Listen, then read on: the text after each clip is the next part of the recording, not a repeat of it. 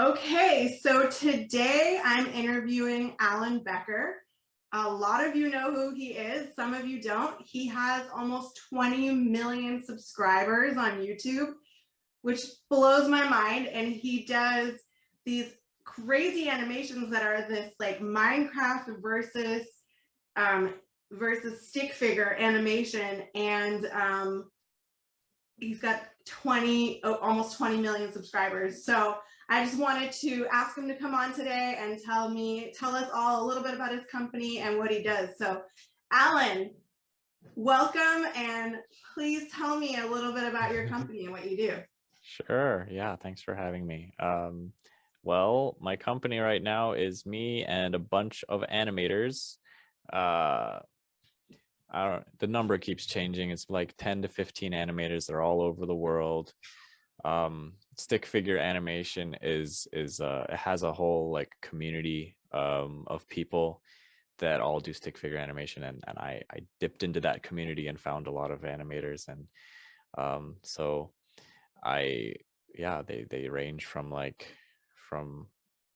Asia to Europe to South America to Africa. Um, but they're all passionate about animation, and yeah, we just I come up with the stories, and I come up with like the different scenes and assign them to different animators. I spend most of my time just like looking at their work and uh, like asking them to tweak it here for the story, and uh, uh yeah, I mean, it's been a crazy journey, and it's exciting. Yeah, how long have you been doing this? When did you start? High school, which is a long time ago, I put out my first animation, and I was very lucky for it to uh, go viral, and I went to college, but then ended up coming back to just making stick figure animations instead of going to some big fancy animation studio. Mm-hmm. But I don't regret it one bit. Uh, yeah, it's been at least a decade. Wow, that's so cool. And how did you get from like your first, I mean, I know you said one of your first videos went viral, but how did you go from like, 100 YouTube subscribers to almost 20 million? Tricky question. I didn't start on Tell us YouTube. all your secrets. YouTube wasn't around 15, was it that long? 12 years ago? No, 15 years ago. And so it went viral on just the internet. Um, uh, and then I had to transition to YouTube. And by the time I had finally gotten onto YouTube, there were already all these people that had uploaded my animation and were basically taking all the views. Uh, Wow. So you but had to I get it back.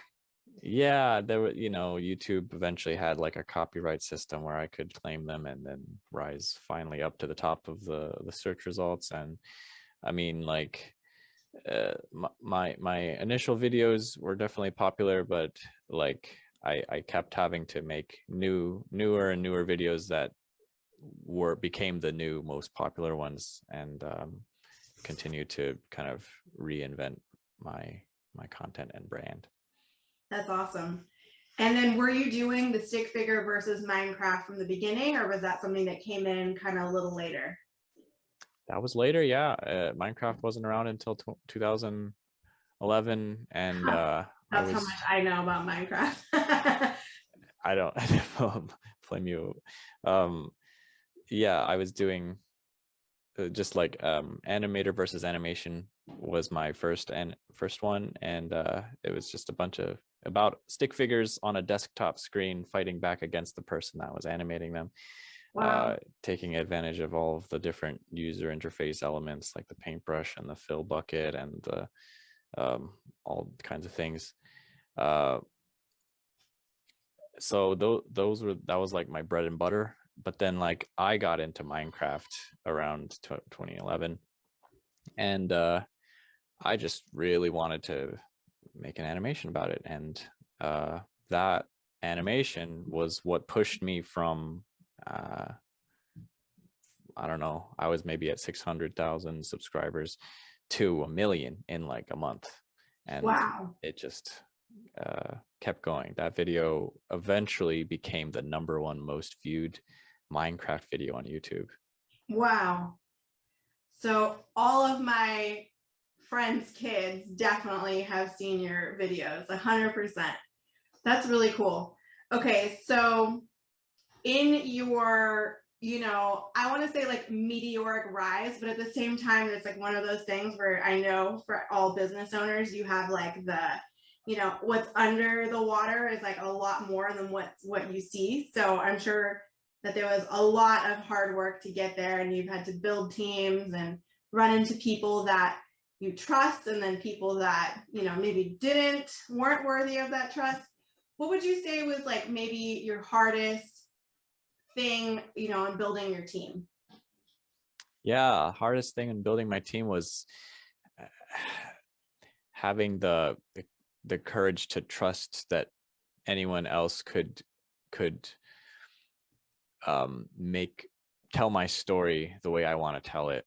And for the first many years, it was just me, and I would spend an entire year making a single animation. And that was true for the animation versus Minecraft. It took me a whole year, and it blew up, and I was like, oh my gosh, I just got to keep doing that, work for a whole year, and then put it out, and then it'll blow up.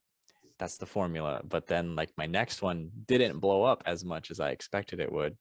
Wow. And then it made me realize, okay, I need to switch it up, and I can't just spend a whole year doing this, because that means the whole year was kind of wasted. So I switched to doing shorts. And but then I also was gradually starting to trust more and more people to help me. And so at the same time, I was adding more people to my team and trusting that they could carry out my vision. And that is when I guess the channel shifted. I was doing once a month videos instead of once a year, and that's when it really started picking up. That's so cool.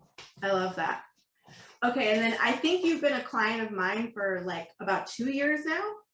Yeah, wow. So what was that? Yeah, I guess it's been that long already. Yeah, about 2 years. So prior to having us, how were you handling your bookkeeping? Were you doing it?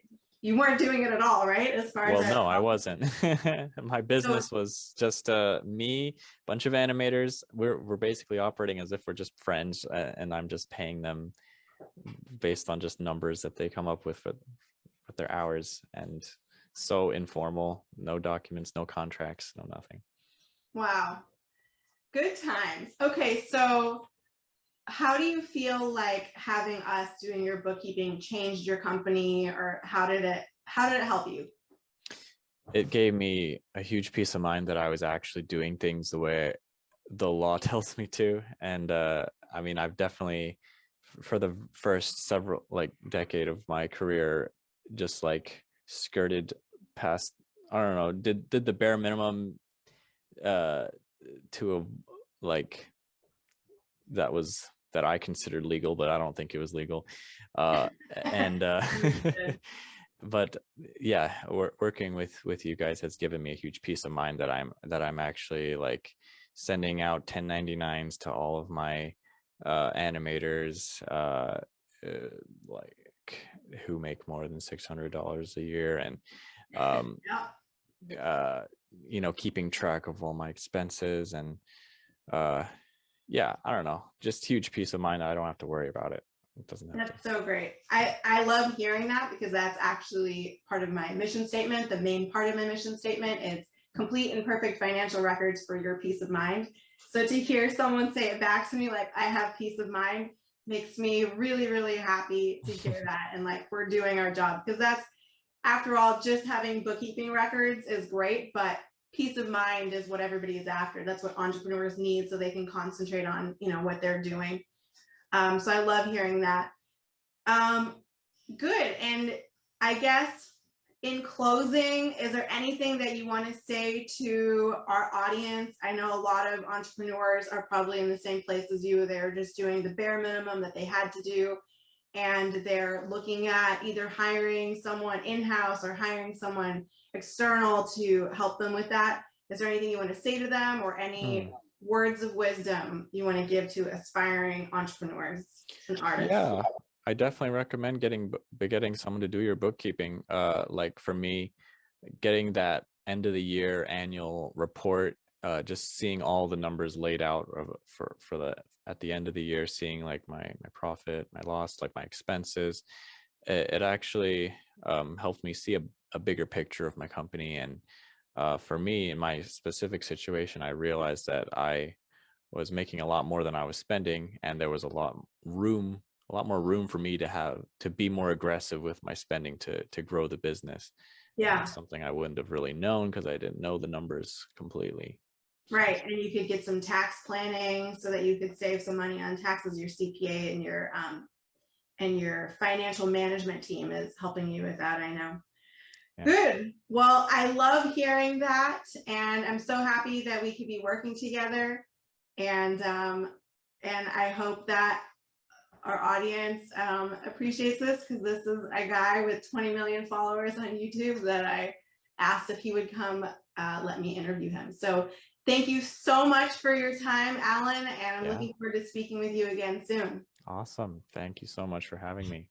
Okay, I'm going to close this, and then it'll shut us out and turn off the interview. So cool. I'll see you next time. Thank you so much. Thank you. Bye-bye.